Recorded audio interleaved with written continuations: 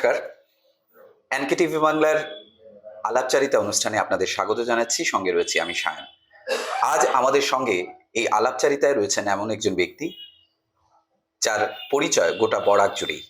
তিনি একজন শিল্পী, একজন নৃত্যশিল্পী, একজন নৃত্য শিক্ষিকা, সেই সঙ্গে তিনি 2 সন্তানের মা, এবং তার আরও একটি পরিচয়, তিনি মারণ রোগ ক্যান্সারকে জয় করে তার শিল্পচর্চা জারি রেখেছেন। আজ আমাদের সঙ্গে রয়েছেন শ্রীমতী মধুমিতা ভট্টাচার্য। তাকে এই অনুষ্ঠানে স্বাগত জানাচ্ছি। দিদি, আপনার এই কোভিড কালে, যখন কোভিডের শেষ হয়, 2021-এর সেকেন্ড ওয়েভটা যখন চলছে, তখন আপনি একদিন খবর পান যে আপনার ব্রেস্ট ক্যান্সার ধরা পড়েছে, এবং আপনি একজন শিল্পী, নিয়মিত নৃত্য চর্চা করছেন। নৃত্যাঞ্জলি একাডেমি নামে আপনার একাডেমি আছে, যেটা কাছাড়ের শিলচর এবং সেদিকে হাইলাকান্দিতে একই সঙ্গে। 2টো একাডেমি, 2 সন্তান, স্বামী, সব মিলিয়ে ওই সময়ে যখন আপনি প্রথম জানলেন ক্যান্সার ডিটেক্ট হলো, সেই লড়াইয়ের সূচনাটা কিভাবে হয়েছে? এটা একটা অদ্ভুত ব্যাপার। মানে আমার টিভিতে তখন রেকর্ডিং হবে, ওই দিনই আমার ফাইনাল রিহার্সেল হবে। তো আমি গেছিলাম মেডিকেল কলেজে, আমাদের শিলচর মেডিকেল কলেজে। ওখানে সোনোগ্রাফি হয়। সোনোগ্রাফি করতে করতে তখন ওনারা বলছিলেন যে এরকম কিছু একটা সন্দেহ করছেন। আমাকে বললেন যে আমরা তো এটা মানে বলেই দিলাম, আপনি এখন একটুখানি আবার মানে করুন। তো আমি বাইরে এসে, আমার হাজবেন্ড ছিলেন বাইরে বিধায়ক ভট্টাচার্য, তো ওনাকে আমি এসে বললাম যে এরকম এরকম বলেছেন ডাক্তার। তারপরে ও তো শুনে খুব ঘাবড়ে গেছিল। বাড়িতে এলাম, আসার পরে আমি, আমার রিহার্সেলের টাইম ছিল 4টা থেকে দূরদর্শনে। তো ওখানে আমি গেলাম ঠিক 4টার সময়। আমি কিন্তু ওখানে গেছি। হ্যাঁ, আমার স্টুডেন্টরা ওখানে বসে আছে রিহার্সেল করতে। তো ওরা সবাই বলছে এত দেরি কেন হলো। আমি তখন বললাম যে আমি একটু মেডিকেল কলেজে চেক আপ করতে গেছিলাম, তো ওখান থেকে আসতে আসতে আমার একটু দেরি হয়ে গেল। তারপর রিহার্সেল টিহার্সেল করানোর পরে যখন আমি বললাম কথাটা, তখন ওরা খুব অবাক হয়ে গেলেন। তো তারপরে তো আমরা বাইরে চলে গেলাম, মুম্বাইতে গেলাম, গিয়ে ওখানটায় ডাক্তার দেখানো হলো, সব মানে চেক আপ যত ধরনের সবকিছু করা হলো। তারপরে সাসপেক্ট হলো যে এটা ক্যান্সার। এটা কিন্তু আমার এটা ছিল ট্রিপল নেগেটিভ। এটা একটা বিরাট মানে ওরা একটা জেনেটিক টেস্ট করলো, একটা 1 মান্থ লাগে একটা টেস্টে, মানে ওটা ফ্যামিলিতে আরো কারোর আছে কিনা না। হ্যাঁ, না হলে ট্রিপল নেগেটিভ হয় না। ওটা একটা অ্যাগ্রেসিভ ধরনের হয় আর কি, এটাকে মানে আটকে রাখাটা মুশকিল হয়। তারপরে ওই করার পরে ওরা প্রথমে কেমো স্টার্ট করলো, কেমো দিল। কেমো 8টা কেমো নেওয়ার পরে তার মাঝখানে আমার কোভিড হয়ে গেল। কোভিড, হ্যাঁ, পুরো 1 মাস কোভিড, কোনোভাবেই নেগেটিভ আসছে না। তো তখন ওরা কেমো দিতে পারছে না, এটা ডিলে হচ্ছিল। তারপরে তো তখন খুব ক্রাইসিস গেছে। তারপরে কেমো শেষ হওয়ার পরে ওরা অপারেশন করলো। অপারেশন করার পরে আবার 1 মান্থ রেডিয়েশন হলো। রেডিয়েশনের পরে আবার ওরা 6 মান্থ অরেল কেমো করলো। ট্রিটমেন্টটা কেন কি ওই যে ট্রিপল নেগেটিভের জন্য ওরা একটু বিশেষভাবে করলো আর কি। এই পুরো জার্নিটা তো আমাকে প্রায় 1 বছর বাইরে থাকতে আছে। মুম্বাইতে প্রথম দেখালাম, অপারেশন ওখানে হলো, কিন্তু কেমোটা আমরা দিল্লিতে নিয়েছি, অ্যাপোলোতে। আমার যে ডক্টর ছিলেন, ডক্টর পান্ডা, উনি আবার বাঙালি। সেটা আমাদের খুব সুবিধা হচ্ছে, ভীষণ ভালো ডক্টর। তো এই যে টাইমটা আমি আমার মায়ের কাছেই ছিলাম, আমার ছোট ভাই থাকে দিল্লিতে, ওখানেই আমি ছিলাম পুরোটা সময়। তো হয়তো মা সামনে, ভাই সামনে, সব, তাছাড়া আমার ফ্যামিলির সাপোর্ট, হাজবেন্ড তো আর বলেই লাভ নেই, ভীষণ ভাবে। মানসিক ভাবে এই লড়াইটাকে কিন্তু মানসিক ভাবে তো জানেন আমার মানে কখনো আসেনি। হ্যাঁ, না, আমার মনে হচ্ছিল, ওই ডক্টররা বলতেন, আমি যখন কেমো নিতে যেতাম, ফার্স্ট কেমো নেওয়ার মানে 15 ডেজ পরে মাথার সব চুলগুলো একসাথে উঠে এসে গেল আমার হাতে। সকালবেলা ঘুম থেকে উঠেছি, উঠে আমি এরকম মাথায় হাত দিয়েছি, দেখে মানে পুরো মাথার চুলটা আমার হাতে এসে গেছে। দেখে না আমি কতক্ষণ মানে বসেছিলাম। এই এটা আমার মা সামনে দাঁড়িয়ে খুব কাঁদছিলেন। তখন ছোট ভাই এসে আমাকে ধরে বললো কিচ্ছু হবে না, এটা তো আবার হয়ে যাবে তোমার। তারপরে ধীরে ধীরে পাঁচটা কেমন হওয়ার পরে আইব্রোজ, পুরো বডির মানে সব মানে পড়ে গেল আর কি। তারপরে তখন লড়াইটা খুব কঠিন ছিল, কিন্তু কি জানেন তো, ফ্যামিলির একটা ইয়ে ছিল, আর আমার না মনের মধ্যে এরকম ছিল যে কিচ্ছু হবে না, ঠিক হয়ে যাবে এটা আর কি। তো ডক্টররা খুব বলতেন যে আপনাকে দেখে না আমরা বুঝতেই পারি না। কেমন নেওয়ার পরে ওরা বলতেন হুইল চেয়ারে আমরা গাড়ি অব্দি, কি যে অনেকটা বড় তো দিল্লি অ্যাপেলো হসপিটালে, আমি প্রথম 3টা পর্যন্ত আমি হেঁটেই আসতাম, তারপরে আর পারিনি, তারপরে তো হুইল চেয়ারে করে নিয়ে আসতো। তারপর রেডিয়েশনের আগে ও আবার একবার তো মানে নিয়ে এসছে শিলচরে, বলছে। কিন্তু আমার বাচ্চাদের খুব কষ্ট হয়েছে, বিশেষ করে মেয়েটা আমার সঙ্গে তো কোনোদিন ছাড়া থাকেনি, তখন ওরও খুব প্রবলেম হয়ে গেছিল। তারপরে ওকেও আমি ওখানে নিয়ে গেছি, নিয়ে গিয়ে না ওকে একটুখানি ট্রিটমেন্টও করালাম। তাছাড়া আমি ও বলছিলাম তোমার গানের খাতাটা নিয়ে আসবে, আমি বসে বসে তোমাকে গান করাবো। ওখানে বসে বসে আমি ওকে বিছানায় নিয়ে নিয়ে বসে বসে ওকে গান করাতাম। এখানে বসন্ত উৎসব হলো আমার স্কুলে, নৃত্যাঞ্জলিতে, হাইলাকান্দিতে, ওরা বলছিল ম্যাম তুমি নেই, আমরা করবো না। বলছি যে না, এটাকে তোমাদেরকে তো চালিয়ে নিয়ে যেতে হবে, তোমরা করো, আমি আছি তোমাদের সঙ্গে। ওরা না খুব সুন্দরভাবে অ্যারেঞ্জমেন্ট করে পুরো প্রোগ্রামটা করলো। আমি ওখান থেকে একটা মেসেজ ওদের জন্য পাঠিয়েছিলাম, ওইটা ওরা ইয়ে করেছে। কিন্তু আমি দেখলাম যে আমার এতদিনের যে আমি যেভাবে তৈরি করতে চেয়েছিলাম মেয়েদেরকে, ঠিক সেইভাবেই ওরা কিন্তু তৈরি হয়েছে একদম। ওই প্রোগ্রামে এত লোক হয়েছিল, নিমন্ত্রণ থেকে আরম্ভ করে প্রোগ্রাম করানোর থেকে সব করলো কিন্তু ওরা। তা আমি ভাবলাম যে না ঠিক আছে। তারপরে ক্যান্সার ডিটেকশন, কেমোথেরাপি, রেডিয়েশন, এই ফেজের পর কতদিন পর আবার নাচে ফিরে এলেন পুরোদস্তুর? না না, আমি না ওই যে এসছিলাম তখন আমার মাথায় একটাও চুল নেই, দেখতেও তো মানে খুব চেহারা ছবি খুব খারাপ হয়ে হ্যাঁ ভেঙে গেছিল। তারপরে শরীরটা তো দুর্বল ছিলই। কিন্তু আমি না আসার পরে যেদিন এলাম, আমি আমার শিলচর নৃত্যাঞ্জলি গ্রুপে একটা মেসেজ দিয়েছিলাম, আমি এসে গেছি। ওরা বলছে ম্যাম আমরা কি ক্লাস করতে এসেছি? আমি বলছি না, এই সানডেটা এসো না, পরের স্যাটারডে থেকে তোমরা আসবে। ওরা না, আমি এখানে বসে ক্লাস করাতাম ঘরেই, তখন স্কুলে যেতাম না, ও সব এসে যেত, আমি ওদেরকে ক্লাস করাতাম। যখন ক্লাস করাতাম তখন কিন্তু আমার মনে হতো না যে আমি অসুস্থ। এই সময়টা আমার সব দিনেরই খুব প্রিয় জায়গা। এই যে সবার সাথে, বাচ্চাদের সাথে, সব বড়দের সাথে, সব মেয়েদের সাথে যখন আমি থাকি, ক্লাস করাই, তো একজন ডক্টর ছিলেন গার্জিয়ান এর মধ্যে, তিনি বলছেন যে আমি আশ্চর্য হই আপনাকে দেখে যে কিভাবে, আমি ওটা ছাড়া তো বাঁচবো না, ওইটার মধ্যেই আমাদেরকে থাকতে হবে, ওইটাই। যারা এই অনুষ্ঠানটি, আলাপচারিতা অনুষ্ঠানটি দেখছেন, আপনারা এই গল্প থেকে অনুপ্রেরণা নিতেই পারেন। ক্যান্সার এমন একটি মারণ রোগ যা প্রায় ঘরে ঘরে ছড়িয়ে গেছে, এবং এই অবস্থায় ক্যান্সার ডিটেকশন মানে সব শেষ হয়ে গেল তা নয়। এরকম লড়াকু পুরুষ বা মহিলারাও কিন্তু আমাদের সমাজে রয়েছেন, যারা ডক্টররা কিন্তু তাই বলে যে পজিটিভ থাকলে কিন্তু খুব তাড়াতাড়ি এটার থেকে আমরা বেরিয়ে আসতে পারি। এক্স্যাক্টলি। এ তো গেল একটা এপিসোড। এবারে আসছি আপনার কিভাবে নৃত্য শিক্ষিকা হয়ে ওঠা বা একাডেমি কিভাবে গড়া। আপনার প্রথম নাচের স্কুলিং কোথায় হয়েছিল? হাইলাকান্দিতে। আচ্ছা। আমাদের এখানে মানে নাচের খুব ভালো টিচার ছিলেন না, আমাদের মাস্টারমশাই ছিলেন গুরু তাম্পা সেনা সিংহ, উনি মণিপুরি শেখাতেন, উনি আমাদের বাড়িতেই থাকতেন, উনি শেখাতেন, আর কেউ ছিল না। তারপরে না আমি ভাবলাম যে গানের পরীক্ষা হয় আমাদের। আমি যখন বড় হলাম, আমার দিদিরা তো সবাই জানেন বোধহয় যে আমার দিদিও ভীষণ ভালো নাচ করেন, আমার বড় দিদিও খুব ভালো গান করেন, মানে আমাদের পুরো ফ্যামিলিতে আমাদের বাবা ভীষণ ভালোবাসতেন এইটার মধ্যে আর কি। মানে আপনার বড় দিদির নামটা? আমার বড় দিদির নাম মণিদীপা চন্দ্র। উনি খুব ভালো গায়। আগে কাছার কম্পিটিশন হতো, তো আমরা হয়তো আপনারা হয়তো জানবেন না, কিন্তু মানে কাছার কম্পিটিশন হতো, পুরো বরাকভ্যালি মিলিয়ে কম্পিটিশন হতো। ওটাতে ভজনে বলুন, ক্লাসিক্যালে বলুন, সব কিছুতে বাবা উস্তাদজি রেখে ঘরে গান শেখাতেন। আমরা ছোটবেলা দেখেছি সকালবেলা উঠে রেওয়াজ করাচ্ছেন বসে, এগুলো কিন্তু আমাদের বাড়িতে ছিল।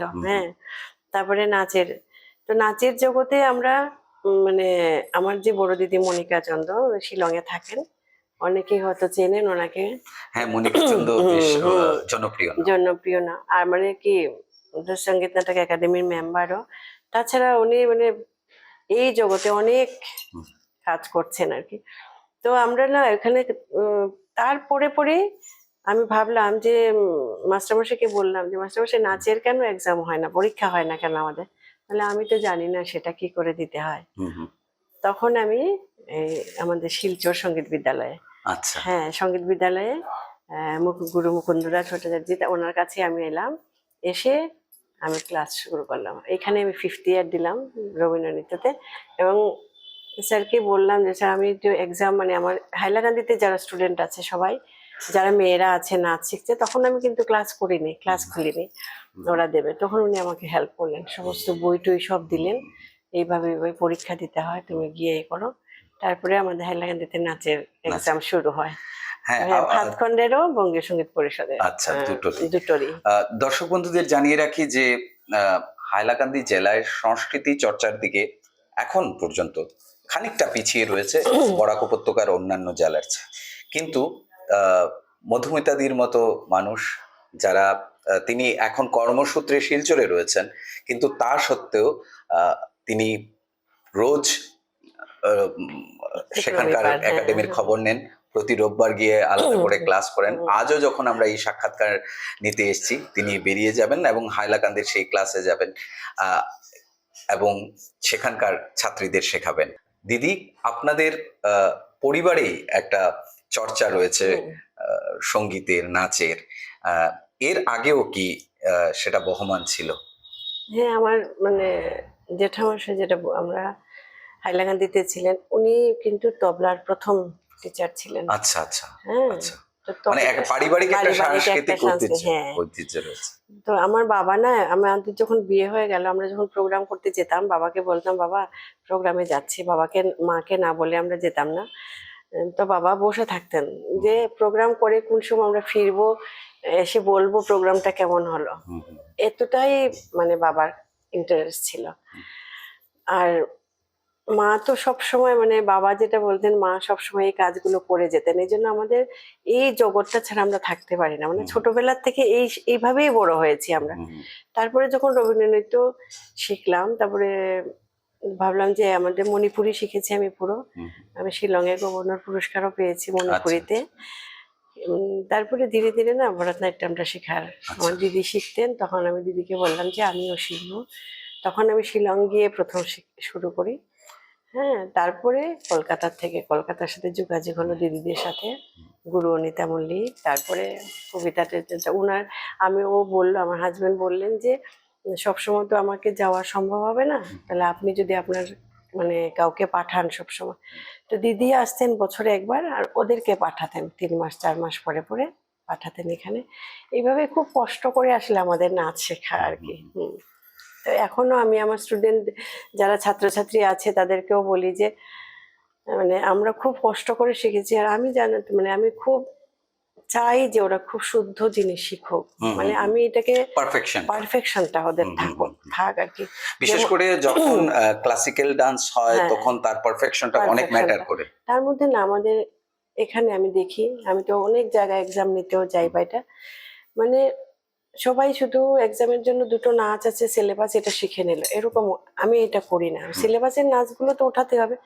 সবচেয়ে বড় থিওরি পোর্শনটা ওরা যদি না জানে, সেটা যে নাচটা করছে সেই নাচের যদি ওদের পিছনের যে কি বলতে চাইছেন, রবীন্দ্রনাথ ঠাকুরের নাচই হোক ক্লাসিক্যালি হোক, ওই জিনিসগুলো জানতে হবে, থিওরি পোর্শনটা জানতে হবে বাচ্চাদের। না হলে না, আমরা বলি না তুমি এক্সপ্রেশন করছো না কেন, ওকে এক্সপ্রেশনটা শেখাতে হবে, বোঝাতে হবে যে এইখানে রবীন্দ্রনাথ ঠাকুর কি বলতে চাইছেন। বা আমরা ধরো ভরতনাট্যমে শব্দম করছি, বর্ণম করছি, হ্যাঁ, ওখানে একটা কাহিনী থাকে, মানে শিবকে নিয়ে, দুর্গাকে নিয়ে, বা গণেশকে নিয়ে, বা কৃষ্ণকে নিয়ে, এরকম একটা কাহিনী থাকে। তো তখন এই এই গল্পগুলো না আমাদেরকে তুলে ধরতে হবে ওই এক্সপ্রেশনের মধ্যে, কখনো রাগ, কখনো দুঃখ, কখনো ভালো, এই জিনিসগুলো ওদেরকে বুঝিয়ে বলতে হবে। তারপরে না ওদের মধ্যে সেই জিনিসগুলো আসবে। আমরা তো এই সুযোগ পাচ্ছি না, কিন্তু যারা বড় বড় শিল্পীরা ওদের নাচ শেখার পরে শুধু অভিনয় 1 বছর 1.5 বছর ওরা শুধু অভিনয় শিখে যান, এটা কিন্তু নাচের একটা বিরাট। হুম, হুম। তাছাড়া টেকনিক্যাল কতগুলো জিনিস আছে, স্টেজে মঞ্চে আমাদের কিভাবে দাঁড়াতে হবে, কিভাবে তাকাতে হবে, কিভাবে আমাদেরকে এই জিনিসগুলো না খুব দরকার হুম, শেখাটা। হুম, হুম। তাহলে একজন নৃত্যশিল্পী যখন মানে মঞ্চে অনুষ্ঠান করবেন দেখবেন সমস্ত দর্শকের মনটা তার মধ্যেই পড়ে থাকে। পড়ে থাকবে, ঠিক ঠিক। এটাই আহ, আমরা এবারে জানতে চাইবো দিদির কাছে যে দিদির অনুষ্ঠান শিলচরে আমরা প্রত্যক্ষ করেছি। প্রায় হাজার আসন, আহ, হাজার আসনের অডিটোরিয়ামে জায়গা দেওয়া যায় না, লোকজন এত ভিড় হয়, ছাত্রছাত্রী একের পর এক নাচ চলতে থাকে। দিদি কোন ধরনের নৃত্যনাট্য, ব্যালে বা কম্পোজিশন আপনাকে বেশি কাছে টানে এবং এগুলো নিয়ে কাজ করতে চান? আমি যখন মানে রবীন্দ্র নৃত্যটা শেষ করলাম তখন আপনাদের হয়তো জানা থাকবে আমাদের গুরু অসিত চট্টোপাধ্যায় যে হুম, কলকাতার, হুম, হুম, গায়ত্রী চট্টোপাধ্যায় যিনি রবীন্দ্র ভারতের হুম। ছিলেন, ওনারা আমাদের কাছে আসতেন। স্যার তো আমার কাছে এসে 1 মাস 1.5 মাস থাকতেন, আচ্ছা, থেকে আমাকে নাচ করাতেন। তো আচ্ছা, ওই স্যারের স্টাইলটা কিন্তু এখন আমার মধ্যে রয়ে গেছে। আচ্ছা, আচ্ছা, স্যার তো মানে উদয় শঙ্করের লাস্ট একদম শেষের দিকের স্টুডেন্ট ছিলেন আচ্ছা, উনি। আচ্ছা, মানে সরাসরি? সরাসরি, হ্যাঁ। আচ্ছা, আচ্ছা। তো ওই যে নাচের মানে মানে ওই উদয়শঙ্কর ঘরানা যেটা আছে, ঘরানাটা, হ্যাঁ, ক্রিয়েটিভ এটা ডান্স ক্রিয়েটিভ যেটা। ডান্স হ্যাঁ, যেটা হ্যাঁ। উনি আমাকে শেখাতেন যে একটা নাচকে কম্পোজ করতে গেলে মানে কোরিওগ্রাফি যখন করবে তখন তুমি কিভাবে করবে, হুম, হুম, হুম, তার তালটা জানতে হবে, সে কোন ভাব নিয়ে নাচটা হুম, মানে কোন কথাগুলো কি ভাব নিয়ে রবীন্দ্রনাথ ঠাকুর লিখেছেন হুম, ওইগুলো তোমাকে জানতে হবে, এবং অনেকক্ষণ বসে বসে সেটাকে ভাববে যে এই তালের উপরে এই নাচটা, ভাবটাকে আমরা নষ্ট করতে হুম, পারবো না পারবো কিন্তু। না। হুম, হ্যাঁ। তো ওইভাবে কিভাবে নাচটা কম এগুলো কিন্তু আমার সব স্যারের কাছে শেখা। আচ্ছা, আচ্ছা। উনি 1 মাস 1.5 মাস, আমার অনেক তো ছেলে মেয়ে ছিল না, আমাকে খুব ভালোবাসতেন এবং আমাকে তো মেয়ে বলতেন, ওকে জামাই বলতেন আর কি। হ্যাঁ, হ্যাঁ। তো এইভাবেই আমরা শিখেছি জানো তো। আর খুব মানে খেতে বসলে এতটুকুন খাবে, এতটুকুন হুম, খাবে না, হুম, হুম, এতটুকুন খাওয়া উচিত নয়, হুম, হুম, এরকম আর কি সবসময়। মানে এত গাইডেন্স, আমার না গুরু ভাগ্য খুব ভালো, ভালো। সবাইকে খুব ভালো পেয়েছি। তো উনি যখন এসেছিলেন তখন কচ দেবযানী, আচ্ছা, হুম, তারপর সাগরিকা, এগুলো সব কবিতার থেকে নেওয়া, নৃত্যনাট্য রূপ আচ্ছা, দেওয়া, আচ্ছা, আচ্ছা, ওনার নিজস্ব আচ্ছা। স্ক্রিপ্ট তৈরি করা, এবং সমস্ত অডিও রেকর্ডিং সব কলকাতাতে। হুম, হুম, এগুলো আমার কাছে এখনো আছে, আমি আচ্ছা। করেছি এগুলো সব। তখন যে নায়কের ভূমিকায় যিনি করতেন কলকাতা থেকে ওনার স্টুডেন্ট হুম, আসতো, হুম, হুম, মানে 2-3 দিন আগে, প্রোগ্রামে 2-3 দিন আগে আসলো, উনি তো আমাকে আগে শিখিয়ে দিলেন, সবাইকে করিয়ে দিলেন, তারপরে ওরা এসে জয়েন করতো। হুম, হ্যাঁ, এইভাবে আমরা করেছি। হুম, তারপরে এখন উম, মানে ফকের উপরে অনেকগুলো কাজ করেছি, যে আমাকে খুব সাহায্য করছিলেন এই যে সায়ন চক্রবর্তী হুম, লাস্ট বার। হুম, আর এইবার তো এই লাস্ট অ্যানুয়াল প্রোগ্রামে আপনিও ছিলেন, সে স্ক্রিপ্ট থেকে আরম্ভ করে সব করলাম। এটাও আমার এই ধরনের কাজ করতে আমার খুব হুম, ভালো লাগে। আসলে কি সবসময় না মানে পরিবার, যে আমাদের ফ্যামিলি বা ছেলে মেয়ে, ওদের টিউশন হুম, স্কুল হুম, হুম। সব মিলিয়ে না হ্যাঁ, মানে মানে সংসার সামাল দিতে সংসারটা দিতে। সামলে করতে একটুখানি কষ্ট হয়। কেন কি এগুলোতে যারা আজকে দেখছেন বা যারা জানেন, যারা এই কাজগুলো করেন সবাই জানেন যে এগুলো কাজ করতে গেলে অনেকটা টাইম দিতে টাইম হয়, দিতে হয়, হ্যাঁ। কেন সৃষ্টিশীল কাজ তো এমনিতে হুম। হয় না। তো আমাদের সব শেষ করে রাত্রিবেলা বসে বসে এগুলো করি। দিদি, আজকে বরাক উপত্যকায় দীর্ঘদিন ধরে আপনি কাজ করে চলেছেন শিল্পী হিসেবে, শিক্ষিকা হিসেবে। তো এই মুহূর্তে বরাকের যে নৃত্য শিক্ষা পদ্ধতি, নৃত্য শিক্ষা বা ছেলেমেয়েরা যে নাচ করছে, এই তাদের অবস্থানটা কি? আপনি কোথায় দেখেন আপনার দৃষ্টিকোণ থেকে? এক, দ্বিতীয়ত আপনি আহ, একটি একাধিক নাচের স্কুল চালান। ছোট থেকে বাবা মায়েরা মানে অভিভাবকেরা মেয়েদের নাচ করতে দেন, কিন্তু ক্লাস 9-10 ওঠার পর হ্যাঁ। দেখা যায় তাদের সরিয়ে নেওয়া হয়। এটা এই দুটো প্রশ্নকে সামনে রেখে আপনার অভিমত জানতে চাইব। প্রথমটা, যে বড়াকে এই মুহূর্তে নাচের অবস্থান আপনার দৃষ্টিকোণ। আমাদের বরাকে মানে করিমগঞ্জ বলুন, হাইলাকান্দি বলুন, শিলচর বলুন, খুব ভালো ভালো প্রতিভা কিন্তু রয়েছে, ওরা নাচ কিন্তু করছে। কিন্তু একটা কথা কি জানেন তো, আমরা সব জিনিসকে শুধু শিখবো, তার থেকে আমাদের কিছু আর্নিং হবে না, সেটা এই জিনিসটা নেই বলেই না আমাদের দিকে এখন ধীরে ধীরে কমে যাচ্ছে সব জিনিসগুলো।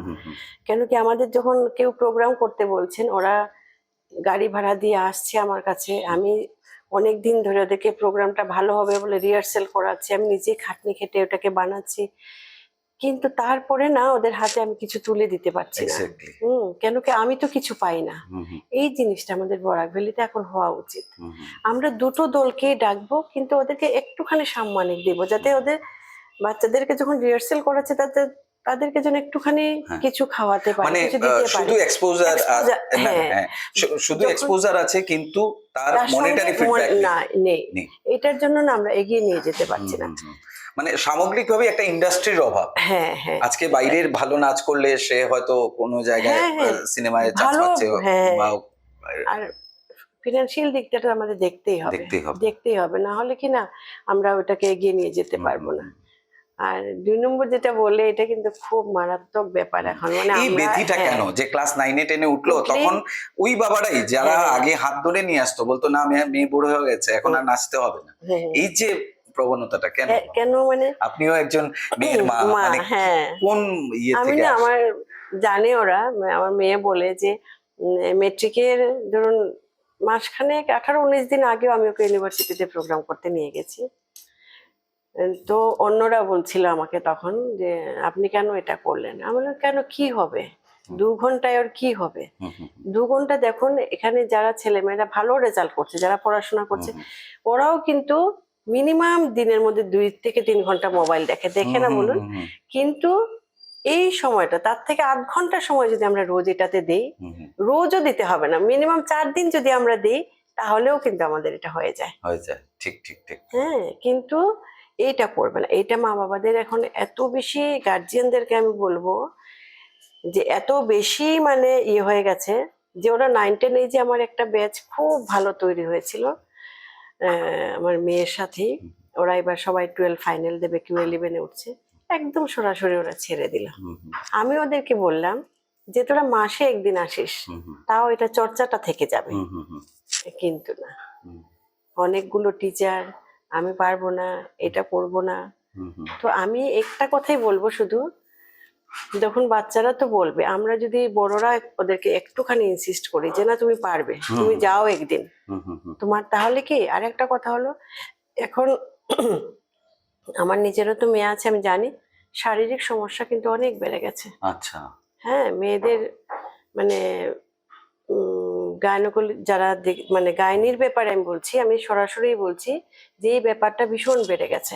প্রত্যেকটা গার্জিয়ান কিন্তু সাফার করছেন মেয়েদেরকে নিয়ে, এবং ডক্টরদের একটাই কথা, ওরা সমস্ত কিছু করে বলছেন যে আমাদের কাছে কোনো মানে মেডিসিন নেই এটা মানে কমানোর, এইটা একমাত্র লাইফস্টাইলটা চেঞ্জ করলেই সেটা হবে। এবং অনেক খাদ্যাভ্যাস চেঞ্জ হয়ে গেছে, আমাদের লাইফস্টাইল, অনেক বাইরের খাওয়া, হ্যাঁ, রাতে ঘুমানোর সাইকেলটা ঠিক চেঞ্জ হয়ে গেছে। তারপরে পুরোটা দিন মোবাইল নিয়ে বলুন আর পড়াশোনায় বলুন, পুরো দিন ওরা বসে আছে, ওয়ার্কআউট নেই ওদের। তো নাচটা করলে কি হয়, শরীর চর্চাটা হয়, এবং মেন্টালিও জানেন ওরা মানে অনেক ফ্রেশ হয়ে যায়। আচ্ছা দিদি, এই কথা প্রসঙ্গে আমার মনে হচ্ছে যে আপনি যখন আপনার ক্যান্সার ধরা পড়লো বা এরপর কোভিডেও আক্রান্ত হলেন, ওই সময় কি মনে হয়েছে যে আপনি রেগুলার ডান্স করেন বলে হয়তো ফিজিক্যাল ফিটনেসটা আপনার কিছুটা হলেও ভালো ছিল? হ্যাঁ হ্যাঁ, এটা তো অবশ্যই। ওটা আমি মানে নিজে কি জানো, ডক্টররা পর্যন্ত বলতেন যে আপনার মতো পেশেন্ট আমরা খুব কম পেয়েছি, যে মানে কেমোতে এমন অবস্থা হয় যাতে মানে দেওয়ার পরে শুতে শুতে ওদের মানে পুরো শরীরে একদম ইয়ে হয়ে যায়, বেডশোরের মতো হয়ে যায়। কিন্তু আপনাকে দেখি যে আমরা শুধু মাথায় চুল নেই, আমি যে একটা ইয়ে দিয়ে বেঁধে রাখতাম চুন্নি দিয়ে, বলছে ওটা দেখলে শুধু বোঝা যায় আপনি পেশেন্ট, না হলে আপনাকে পেশেন্ট মনে হয় না। কিন্তু আমি একটা কথা বলছি, কষ্ট তো কষ্টই, সাংঘাতিক কষ্ট। এবং কেমো দেওয়ার পরে একটা ইনজেকশন দেয়, ওটা মানে যাদের হয়নি তো জানবেন না, মানে কিরকম, মানে যে আমাদের এই যে কালী পুজোর সময় টুকরি টুকরি ফুটালে যেরকম ফোটে না, এরকম পুরো পিছন থেকে শুরু হয় না, এরকম মনে হচ্ছে কি যে কেউ বোধহয় ভিতরে আগুন লাগিয়ে দিয়েছে এরকম। যখন কেমোটা যায় শরীরে, এই যে আমার হাতে এখনো আছে এই যে এগুলো, হ্যাঁ এই যে এগুলো, এইটা তো তো এইগুলো জিনিস মানে তখন ভিন পাওয়া যায় না খুঁজে, ওরা অনেক কষ্ট করে লাগায়, যখন যায় না বডিতে তখন মানে একদম পুরো মনে হচ্ছে যে ভিতর দিয়ে যাচ্ছে যেটা বোঝা যাচ্ছে, বোঝা যায়, আচ্ছা। একদম জ্বালা করে ভিতরে। হুম, হুম, এই কষ্টটা তো আমাদের আছে, এই কষ্টটা সহ্য করেই আমরা বেরিয়ে এসেছি। কিন্তু আমার এই তুমি যে কথাটা যে বললে যে এটা একদম ঠিক, হুম, হুম, আমি না পুরো দিন মোবাইলে গান চালিয়ে আমি মানে শুনতাম। হুম, হুম, ওরা নাচের ক্লাস করতো এখানে, হুম, হুম, আমার টিচার আছেন দুজন হাইলাকান্দিতেও, ও ক্লাস করতো, ওদের কাছে আমি ভিডিও কল, আমি বলতাম তোরা যখন ক্লাস করবি আমার সাথে ভিডিও কল করবি, আমি দেখবো। এই যে এই জিনিসগুলো করে করে না আমার কোনোদিন আমার মানসিক ভাবে হুম, আমি বিপর্যস্ত হইনি, কিন্তু হইনি, শুধু ভাবছি যে এই সময়টাও তো একদিন কেটে যাবে, হুম, হুম, হুম, হুম, শুধু একটু ধৈর্য ধরতে ধৈর্য হবে। ধরতে হ্যাঁ, হবে। কিন্তু এখন ওর মেয়েরা আমি দেখি তো একটুখানিও কিছু নিতে পারে না, হ্যাঁ। তাতে না আমি বাচ্চা ধৈর্যটা ক্রমশ কমে কমে আসছে। আসছে। ঠিক যেমন আগে 3 ঘন্টার সিনেমা ছিল, এখন হ্যাঁ, হ্যাঁ। 15 সেকেন্ডের রিল চলে এসেছে, ঠিক ধৈর্যটা ওইভাবেই কমে আমাদের কমে দুটো আসছে। বাচ্চা হয়েছে প্রেগন্যান্সি অবস্থাতেও আমি ক্লাসে এসেছি, আমি ক্লাস করেছি, দূরদর্শনে এসে প্রোগ্রাম করে গেছি, হুম, হুম, আমাদের নর্মাল মানে ডেলিভারি হয়েছে, কিচ্ছু প্রবলেম হয়নি জানেন তো। এইটুকুন সহ্য করে দুটো বাচ্চাকে মানুষ করে এই যে চালিয়ে যাচ্ছে, এটা অত্যন্ত মানে ভালোবাসা থাকলেই এটা পারা সব যায়। পারা যায়। কিন্তু এখনের বাচ্চাদের মধ্যে এই জিনিসটা নেই, হুম, এই হুম। কষ্টটা ওরা করবে না, করবেন না। এইটাই। ঠিক, ঠিক। কিন্তু এই কষ্টটা করার জন্য আমাদের মানে মারা যারা আছে বিশেষ করে তাদেরকে আমি বলবো যে আপনারা একটুখানি ওদেরকে গাইড করতে হুম, হবে। হুম, হুম, হুম। কেন কি নাচটা শুধু নাচের জন্য নয়, এটাতে একটা মেয়ে আছে, আমি তোমাকে একটা গল্প বলি। এইবার মেট্রিকের আগে এসে মা যখন বললো আজকেই তোমার লাস্ট ক্লাস, আচ্ছা। তখন মেয়েটা না কি কাঁদছিল, অঝরে বিশ্বাস করে কাটছিল। খুব কাঁদছিল, বলছিল আমি কি একটা দিন ক্লাস করতে পারবো না কেন। তখন আমি ওর মাকে বললাম যে আপনি কি মাসের মধ্যে একটা দিন ওকে ফ্রি করতে পারবেন না, যেখানে 2 ঘন্টা এসে ও ক্লাস করে যাবে। ক্লাস করতে এসে তার যে মানে ও নাচটাকে ভালোবাসে। ভালোবাসে, ও হ্যাঁ, চাইছে, কিন্তু গার্জিয়ান দেবে না, দেবে না। কেন কি পড়া নষ্ট হয়ে যাবে। হুম, হুম। কিন্তু আজকে দেখুন তো যারা বড় বড় শিল্পীরা আছে সবাই তো না মানে পড়াশোনাতে আমি ভালো। এই অনুষ্ঠানের মারফত দর্শকদেরও একটা হ্যাঁ, অনুরোধ করতে চাই যে শুধু আমাদের দেশের সিস্টেমগুলো এখনো সব জায়গায় হয়নি, কিন্তু বাইরের অনেক দেশে এমন রয়েছে যে স্পোর্টস হ্যাঁ, অ্যান্ড ডান্স বা আর্ট হুম, ছোটবেলা থেকে বাধ্যতামূলকভাবে করতেই হবে। করতেই হবে। আপনি পড়াশোনা কম করতে পারেন তাতে অসুবিধে নেই, কিন্তু ওগুলো আপনাকে করতেই হবে। হুম, তো আমাদের এটা এখনো চালু হয়নি, কিন্তু এই পদ্ধতিটা বোধহয় আসা হ্যাঁ, দরকার। দরকার। নাটকই বলুন, নাচই বলুন, গানই বলুন, যে কোনো একটা কিছু করলে কি হয়, আমার ছেলেকে আমি দেখতাম ও যখন মেডিকেলের জন্য পড়াশোনা করতো তখন অনেকক্ষণ পড়ছে, তারপরে বসে গিটার বাজিয়েও গান করছে হুম, হুম, কিছুক্ষণ 10 মিনিট, তারপরে আবার পড়ছে, এই যে করলো না রিফ্রেশ হয়ে গেল। হুম, হুম, হুম, এই এক্স্যাক্টলি। জিনিসটা আমাদের বুঝতে হবে এবং পড়াতে হবে বাচ্চাদেরকে। দিদি, আজকে আমাদের আলাপচারিতা প্রায় শেষের পথে, আমরা অনেক কিছু শুনলাম, অনেক ইন্সপায়ারিং স্টোরি। দিদি ক্যান্সারের মতো মারণ রোগ পেরিয়ে এসে কিভাবে জীবন সংগ্রামে অন্যের কাছে অনুপ্রেরণা হয়ে উঠেছেন। দিদি, এই মুহূর্তে যদি বলি আপনার কোনো ড্রিম, অনেক কিছুই পূরণ হয়ে গেছে জানি, তবু একটা স্বপ্ন, কি স্বপ্ন দেখেন? একটাই স্বপ্ন দেখি জানো তো, এখনো এখনো আমি দেখি যে আমার যে ইনস্টিটিউট আছে নেত্রাঞ্জলি একাডেমি একদিন অনেক বড় হবে, এবং আমার যারা ছাত্রীরা আছে তারা অনেক দূরে মানে এটাকে এই এগিয়ে নিয়ে লিগেসিটা যাবে, এগিয়ে দৌড়িয়ে নিয়ে নিয়ে যাবে, যাতে আমি যখন থাকবো না তখনও যাতে আহ, আমার নৃত্যাঞ্জলিটা থেকে যায়। ঠিক, ঠিক। যে কোনো শিল্পীরই এটা চাওয়া, যখন তিনি আর থাকবেন না, মানুষ মরণশীল, সবার একদিন যেতে হবে, কিন্তু প্রত্যেক শিল্পী সেটাই চান যখন তিনি চলে যাবেন তার কাজগুলো যেন থেকে যায়। অনেক ভাল লাগলো দিদি আপনার সঙ্গে কথা বলে, আলাপচারিতার আমারও এই খুব ভালো অনুষ্ঠানে লাগলো। আসার জন্য আপনাকে অনেক অনেক ধন্যবাদ। নমস্কার।